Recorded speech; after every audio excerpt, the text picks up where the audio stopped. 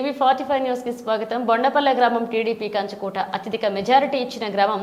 గ్రామస్తులు ఎంతో ఆప్యాయతతో స్వాగతం పలికారు. ముఖ్యమంత్రి చంద్రబాబు ఆదేశాల మేరకు ప్రజలు ఎలా ఉన్నారో తెలుసుకోవడానికి వచ్చాం. సంక్షేమ అభివృద్ధి కార్యక్రమాలు పల్లెల వరకు చేరాలన్నదే ద్వయం. జగన్మోహన్ రెడ్డి అధికారంలో ఉండి బయటకు రావడానికి పరదాలు కట్టించుకున్నాడు.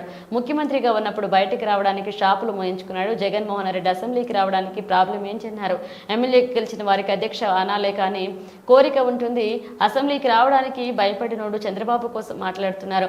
జగన్మోహన్ రెడ్డి బయటకు వస్తే మేము హౌస్ అరెస్టులు చేయలేదు. జగన్మోహన్ రెడ్డి బయటకు వస్తున్నాడని మేము ఇబ్బంది పెట్టలేదని ఆయన తెలిపారు. ఒక రోజు గంజాయి బ్యాచ్ ను పరామర్శించడానికి వెళ్లాడు. ఆ రోజు వైసీపీ కార్యకర్తలు పోలీసులపై రాళ్లు వేశారని విమర్శించారు.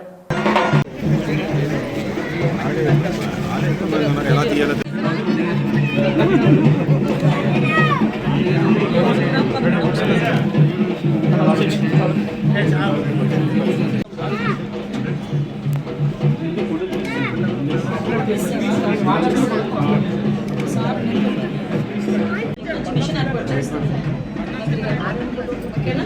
దాన్ని బట్టి రోజుకి ఆ 200 కోసం 500 ఓకేనా? వస్తుందని రోజుకొని చెప్పి మనం అందరూ చెప్పాలి. ఇద్దరే చాలా మంచి ఓకేనా? తల్లి కొందరు వచ్చారు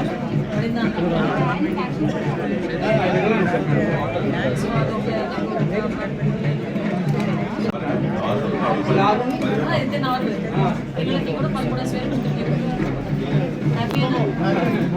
నేను అందరూ ఎలా ఉన్నారు చూస్తాము. సంతోషం. మన ప్రభుత్వం పంచుకుంటాం. ఇది మొత్తం ఒకసారి నోట్ చేసుకుని అప్లోడ్ చేసామనైనా కాంప్లైంట్ ఇస్తే గ్రామ శాఖ అధ్యక్షులకి పెద్దలందరికీ కూడా ధన్యవాదాలు తెలియజేయాలి. ఎందుకంటే ఇందాక నేను వచ్చినప్పుడు అడిగా ఏంటి గ్రామం తాలూకా విశిష్టత అంటే యాక్చువల్గా 1300 మెజారిటీ ఇచ్చిన గ్రామం. ముఖ్యంగా మా మంత్రి గారికి 1300 మెజారిటీ ఇచ్చిన గ్రామం. దట్టు ఈ గ్రామంలో ప్రజలందరూ కూడా ఎంత పాజిటివ్, ఎంపీ గారికి కూడా పాజిటివ్ నేచర్తో ఉంటారని చెప్పడానికి ఈరోజు మేము వచ్చినప్పుడు హౌసెస్కి వెళ్ళినప్పుడు వాళ్ళు రిసీవ్ చేసుకున్న తీరు. ప్రతి ఏ ఇంట్లోకి వెళ్ళినా ఇంట్లోనే అందరూ కూడా ఆడవాళ్ళు బయటకు వచ్చి హారతులు పట్టి బొట్టులు పెట్టి హారతి పట్టి మమ్మల్ని సొంత సోదరీమణులకు ఆహ్వానించడమే కాదు, వాళ్ళ కష్ట సుఖాల్లో కూడా మేము పాల్పంచుకునే అవకాశం కూడా కల్పించారు. ప్రత్యేకంగా నేను చెప్పేది ఏంటంటే ఈ కార్యక్రమం ఈరోజు ఏదో ఎలక్షన్లు ఉన్నాయనో లేకపోతే మా కోటేమని అడగడానికి రాలే. కేవలం గౌరవ చంద్రబాబు నాయుడు గారి ఆదేశాల మేరకు మనం గవర్నమెంట్లోకి వచ్చిన తర్వాత 1 ఇయర్ పూర్తయింది. ప్రజలు ఎలా ఉన్నారో తెలుసుకుని రండి అని చెప్పడానికి ఈరోజు మేము రావడం జరిగింది. అదేవిధంగా ఇచ్చిన సంక్షేమ కార్యక్రమాలన్నీ అందుతున్నాయా లేదా, లేకపోతే ఇంకా వాళ్ళకి ఏం కావాలని ప్రణాళిక సిద్ధం చేసుకోవడానికి ఈరోజు మేము ఇక్కడికి రావడం జరిగింది. దీనిలో భాగంగా మంచి ఆహ్వానం పలికిన అందరికీ కూడా మరొకసారి ధన్యవాదాలు. ముఖ్యంగా ఎన్డీఏ కూటమి ఇచ్చిన ప్రతి సంక్షేమ కార్యక్రమం, అభివృద్ధి కార్యక్రమాలు కూడా పల్లెల వరకు చేరాలన్నదే మా ధ్యేయం. దాని మీదనే మేము పనిచేస్తాం. అదే పెద్ద జోక్. దాని మీద మేమే కామెంట్ చేస్తాం. అదే పెద్ద జోకుల మీద ఎవడన్నా కామెంట్ చేస్తాడా చెప్పండి? అంటే ఇప్పటికీ నాకు అర్థం కాదు. ఆయన అధికారంలో ఉండి బయటికి రావడానికి పరదాలు కట్టించుకున్నాడు. ఆయన అధికారంలో ఉండి సీఎం పొజిషన్లో ఉండి బయటికి రావడానికి షాపులు ముగించుకున్నాడు. ఆయన అప్పుడు అధికారంలో ఉండి సీఎం పొజిషన్లో ఉన్న జగన్మోహన్ రెడ్డి బయటికి రావడానికి అక్కడ పోలీస్ ప్రొటెక్షన్ లేకపోతే బయటికి రాలేదు, చెట్లు నరికించాడు. ఆయన ఈరోజు భయం గురించి అట్ల గురించి మాట్లాడితే ఎలా చెప్పండి? అసలు ఈరోజు కనీసం ఏమంటే అసెంబ్లీకి రావడానికి ప్రాబ్లం ఏంటండి? ఎమ్మెల్యేగా గెలిచాడు కదా, 11 మంది గెలిచారు కదా. సాధారణంగా చాలామందికి ఏంటంటే ఎమ్మెల్యేగా గెలిచిన తర్వాత అధ్యక్ష అనాలని కోరిక. అది దాని గురించే కదా ఇంత కష్టపడి ఇన్ని బాధలు పడేది. ఆ అధ్యక్ష అనే పదం ఉపయోగించే అవకాశం వచ్చిన వాళ్ళకి కూడా ఈరోజు బయటకు అక్కడికి వచ్చి మాట్లాడే పరిస్థితి లేకుండా పోయింది. అని అసెంబ్లీకి రావడానికే భయపడినోడు ఈరోజు పరిస్థితి ఎలా ఉందంటే చంద్రబాబు నాయుడు గారి గురించి మాట్లాడుతున్నారు.